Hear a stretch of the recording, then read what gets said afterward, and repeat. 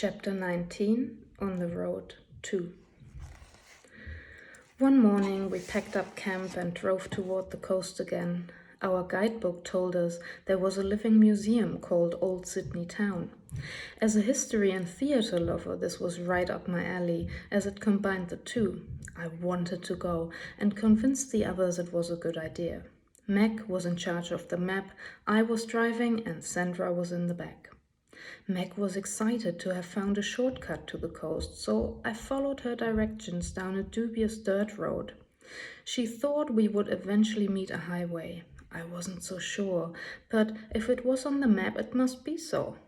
After quite some time of driving, I had to stop. Not for a bathroom break, no. I had to stop because the road we were driving on had ended. There was water right in front of us. I looked at Meg. Meg looked back at me and exclaimed, "Oh, it's a river." She had mistaken the thick blue line for a highway and was surprised to find it was Hawkesbury River. But there was a ferry to cross over, and Malcolm the Falcon got to stand next to a Porsche. Why someone would drive a Porsche out here is beyond me. We arrived at Old Sydney Town, and old it was, old, run down and shut. As we found out, it had closed its doors about a year before we arrived. For a moment we thought about climbing over the wall and wandering through the derelict museum. It would have been amazing. But I did not want another break-in on my travel list. Not if it wasn't an emergency. So we drove on past Newcastle to Port Stephens. Anna Bay was the highlight that day. The beach was beautiful and we found a hostel that was like a paradise. In fact, it was so gorgeous we wanted to look for jobs to stay a little while. The huts were built around the trees, literally. The trees were part of the huts, walkways and everything else. We pitched our tents in the middle of a group of trees, and as we lay on our backs, we spotted a family of koalas sleeping right above us. We heard the humming of the sea and we had flushing toilets nearby. Life was good. Sunday was a bad day to search for jobs, so we indulged in Baskin and Robbins ice cream instead, and then went on a quest to find a nude beach to get a seamless tan. It's a German thing, but we found outside of the old country's borders it is rather unusual. However, we managed to find Samurai Beach. It was a sandy, wild beach surrounded by high cliffs, almost like a cove. We were the only human beings to enjoy the freedom of nude bathing and frolicking at the beach. In fact, we were wondering if this designated nude beach had ever seen a human body in all its glory, because shortly after our arrival, a jeep turned up on top of the cliffs, and staring down were some Australians. Not in a rude way, just in a curious watching the monkey at the zoo kind of way. It didn't bother us. None of us had 3 breasts or second head or anything else that might make us feel uncomfortable. We were happy to ignore them. The Australians from the jeep were still there when we had enough of the beach and got ready to leave. Meg, Sandra and I made our way up the cliffs again and got ready to walk back to our camp. The sun was about to set. The jeep crew could not contain their curiosity about us any further and finally worked up the courage to talk to the oddities who had entered their world, us. They turned out to be nice regular guys who were surprised that we were nice regular girls and not some freaks. When the sun had set, they even drove us back to our camp. We sat in an open trunk of the jeep and enjoyed the wind in our hair. After all, we decided not to search for jobs. I wasn't 100% behind the idea from the start. I'd had enough of my last job and did not want to be tied down again. Also, the money from that job should arrive soon and would keep me going for the rest of my trip. Meg and Sandra decided they weren't desperate for money just yet either. So we packed up camp. It had been such a stormy night. At some point I thought the tent would blow away with us in it. The morning was still so windy that when we took the packs out, our tent went flying.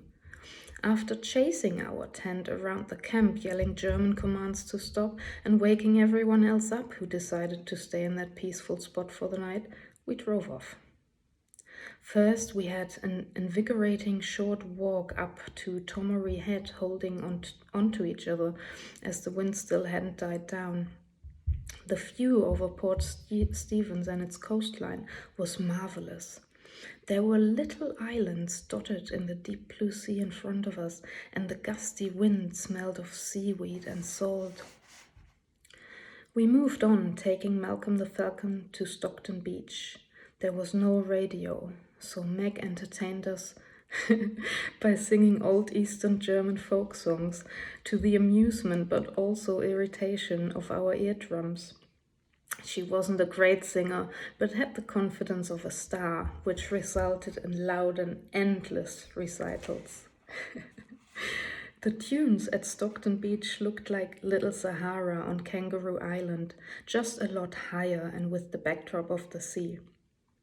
Clambering up some dunes and then rolling down them was as much fun for us now as it would have been as a 5-year-old. After some zany roly-polies, I left Meg and Sandra behind and walked through the sandy landscape for some solitude. As much as I enjoyed their company, the close way we lived together did not leave much chance for thoughts. I felt like the Freeman on Arrakis out of Frank Herbert's Dune. I didn't meet a sandworm, but a Frenchman. He must have had the same idea I had and escaped his travel mates for a few hours. We didn't make it much further that night because we had lost ourselves in the dunes, each following our own thoughts. We just drove to a small town that sounded something like Nepomuk, close to Tari. I forgot the real name. There was a campground in the woods. It was infested with mosquitoes, and I feared my butt would offer too great a target. Meg already looked like a greater landscape. But the sun had set and we stayed, each wrapped up like it was winter, to avoid giving the mozzies an open invitation to the delicious buffet that was our bodies. Of course, we looked like we had chickenpox the next morning. We had red dots everywhere on our bodies and tried very hard not to scratch the bites. Even more annoying, the tents were wet and we had run out of powdered milk. Porridge with just water is a very sad affair. This was not our day. We drove to Nambucca Heads to look at an underwhelming mosaic and a graffiti wall that was hyped by others and by our guidebook for no apparent reason. Or the mosquito toxins had made us unreceptive to such things. However, some dolphins swam up to us in the bay, which sort of snapped us out of the itchy depression for a bit. Meg, Sandra and I made it to Dorrigo National Park, one of the oldest rainforests on the planet. I was surprised to find out that not all rainforests are in South America. We swung on a liana vine like Tarzan, and I felt like him too. There's something so archaic about it. Snapping us back to the present, though, was the information center. The cafe had fresh scones, and we planned to have breakfast there the next day, like civilized people do.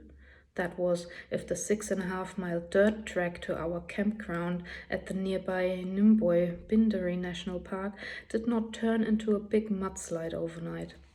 It looked like rain. On the way there, Malcolm the Falcon crossed his first river. Not via bridge or ferry, we drove straight through it. It was shallow enough. However, the brakes were so overused on this up and down windy track that they sizzled in the water, and I wasn't sure if the bath was good or bad for them. So we stopped for a while and dangled our feet in the water. When the brakes stopped sizzling and smelling, we continued on, arriving at our campground again in the dark. By now we had practiced blindly building a tent. There was enough wood on the ground to start a fire and stones to circle it. Meg cooked beans on the open fire and we felt like early settlers. It was delicious, and good food makes you giddy, at least it does me. The flames gave us enough light to write our diaries. An opossum thought it was so cozy at our campsite that it joined us. It was not an exciting evening, but one I remember for being great. Great because it was so simple. Personal hygiene while traveling or living rough is an adventure in itself, but it becomes a lot easier when you camp next to a river. By now we had organic and wildlife-friendly soap, which could be used directly in the river without polluting it. River bathing has a certain thrill because we were never quite sure which parts were inhabited by crocodiles, and I didn't fancy my chances of winning a battle with a primeval creature like that. After all, my name wasn't Dundee. Whenever I bathed in a river, I made sure not to linger. I literally ran in, dived under, lathered myself in soap, dived under again, and ran out, all with open eyes. And let me tell you, that soap stung. It wasn't as relaxing and tranquil as in the movies of old legends where young maidens exalt themselves leisurely in a river. No, there was no time for that, because the fear of becoming a crocodile's feast was always with me. The same fear accompanied my clothes washing ventures. The soap was a true all-rounder. It could be used for laundry too. And as most washing machines in the cheap laundrettes we could afford merely spun the clothes in a circle like a toddler on a carousel, I thought I could do better. And I did. Washing clothes in a river works best if there are big rocks next to you. You can beat your dirty linens on the rocks. Not only is that extremely satisfying, but for some reason it cleans your clothes really well. I suppose it has the equivalent effect to an old-fashioned washboard. It did not rain like we feared, so the track remained dry and we got our scones in the morning at the information center. After this delicious breakfast, Doringo National Park became the site for my next fall. I never thought I was that clumsy, but what is a day without leeches or a stunt? This was free entertainment for the others. I just wanted to take a photograph of the Tristania waterfalls, but a slippery moss-encrusted stone changed the view of this particular photo from waterfall to sky. Needless to say, nothing other than fits of laughter happened. No broken bones, but sore belly muscles. We were headed to Coffs Harbour next. Near Volgula, we wanted to stop for the night and found an idyllic campground in the middle of nowhere in a forest grove. We were early for a change and had time to set our tents and build a fire with daylight to spare. This was delightful. But then, quite a strange character appeared out of nowhere at the campground. He was a rough-looking guy who lived in his car. Not that we had anything against living in a car, since we were kind of doing that ourselves. Nevertheless, he seemed slightly deranged. This guy was desperate to impress us, but let's just say that gifts of tennis ball-sized spiders didn't cut it with us. He realized that and went off into the undergrowth to find better ones. Ugh. As soon as he left, we literally ripped the tents down, threw them into the trunk without folding them up, drowned the fire with the last of our remaining water, battened down Malcolm's hatches, and drove off like we were followed by an orc. This guy had given us the creeps, and the three of us were scared of him. We didn't want to find ourselves strung up in the morning. It was dark by now. The dirt track we were driving on was hard to see. It took us 2 hours to get out of the wilderness and into civilization. But what now? We had to bite the bullet and actually pay for an organized campsite. The camps we usually used were free. No one ran them and they had no amenities. No electricity, water or bathrooms. That didn't bother us. Free camping meant we could spend our money on other things. That night, though, we had to pay $7 each to rest our heads easy. It was worth it. We woke up to see that we were at a beautiful beachfront campground. As we were the first ones awake, we decided to work on our seamless tent for a bit. Word of our tanning method spread like wildfire, and soon all inhabitants of the campground were up and at the beach, dressed, with no intention of swimming. To this day, I am amazed at how people outside of my home country react to naked bodies. It is like they have none of their own, so they stare at yours in absolute wonderment and confusion. Germans are completely uninhibited when it comes to nudity. At least that is how Meg, Sandra, and I grew up. And we come from different parts of Germany, which leads me to believe it is a nationwide phenomenon, one that Australians do not share. We drove further up north. Our destination was Byron Bay, a town famed for its beauty and alternative lifestyle. We arrived incredibly early. As there were no free campgrounds, we had to pay for one. We built our campsite, walked through town, and had time for an internet cafe, all in daylight, an absolute record. My perception of Byron Bay on the first day was that its main source of income must be marijuana, because all I saw was either stoned people or Hare Krishna monks. Everybody was dressed like a hippie. It felt like we had arrived in the 1960s. It had charm and atmosphere. Everything was easy, relaxed, slow-going. Hakuna Matata seemed to be the philosophy of Byron Bay. The median age must have been about 23. Either old people could not bear this lax lifestyle, or Morlocks lived close by to steal the old away. Perhaps we had arrived with the Eloy, without a time machine. I started questioning the sanity of the Byron Bay police force when I received a ticket for not parking Malcolm at a 135-degree angle. Yes, I am not making that up. I actually kept the ticket as a souvenir to this day because it seemed so outlandish and I feared no one would believe me if I had no proof. So, should you ever make it to beautiful Byron Bay, do not let your fun be spoiled by parking wrongly. Make sure you pack your protractor from middle school to measure your angle is absolutely correct and satisfies the police. I was to pay $68 for this ticket. I'm sure you can double that nowadays. However, the police redeemed themselves when I walked up to the station, ticket in hand, asking them if they were serious about this, because $68 meant 1 week worth of food and fuel. The police officer on duty looked at me, smiling, and asked, "How long are you going to stay in Byron?" "I have no idea." "Longer than 3 months?" "Gosh, no, I'm backpacking the country."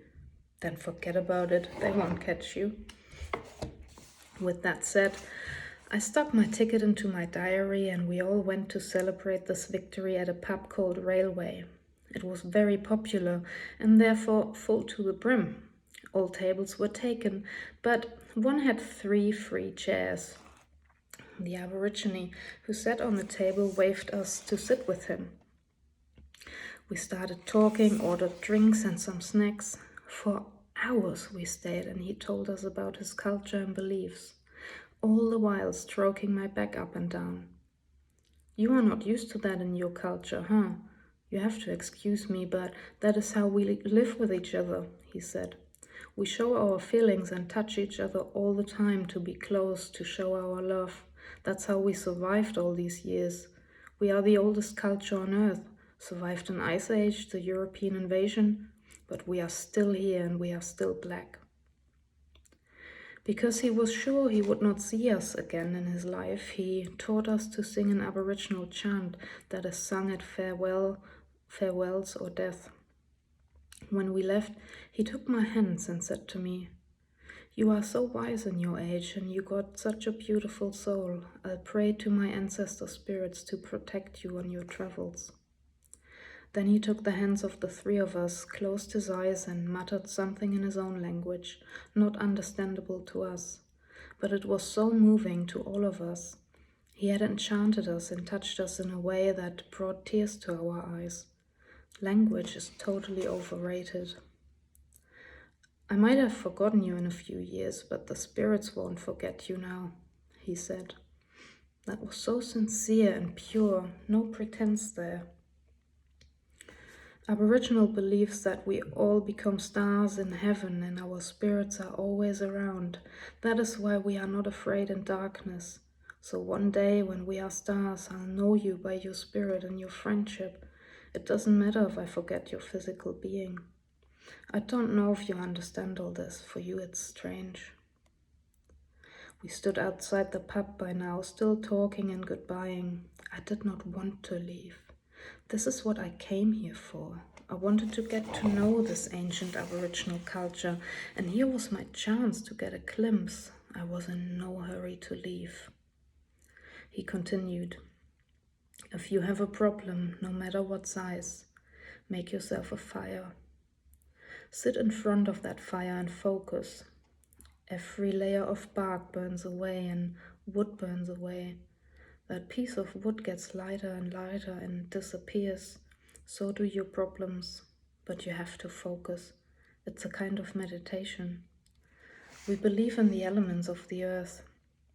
If you have no fire, sit next to a creek and be a sieve. Let the water run through you and clean you from dirt. If you have neither fire nor water, concentrate on the wind. It can be a little breeze, but if you focus on it, it will be big and clean you like water does. That sounded so simple and so logical. Why is everything in my own culture so complicated? Why don't we understand spirits and nature and ourselves? To this day I make fires, sit next to creeks and listen to the wind.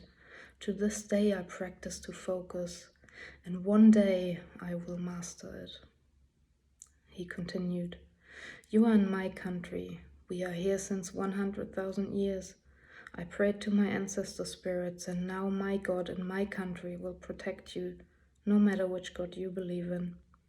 There's only one cosmic spirit in which we all believe in different ways. He was a man of about 40 years of age at the time. He had a round belly from indulging in all the European culture had brought to his country. His eyes were warm, but also had a certain mischief. He had good humor, and he seemed honest. If your conscience and your ego, which is always in the way, are in harmony, then you can be whatever you want. That was another of his sentences that resonated with me, and still does. He had a lot to say. I liked it. He sparked so many emotions within me. I could not help being deeply moved.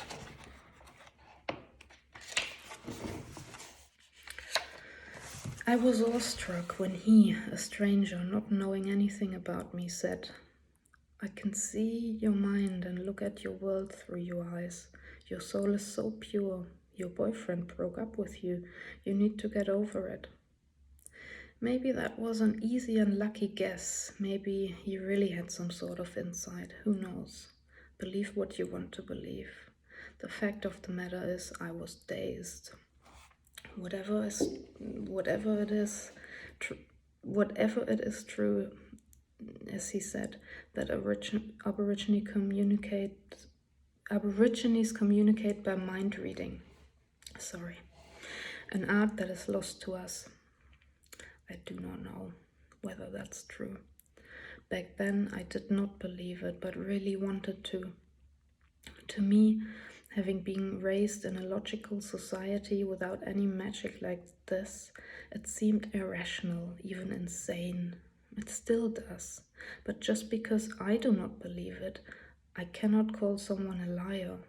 There are more truth in this world than my own.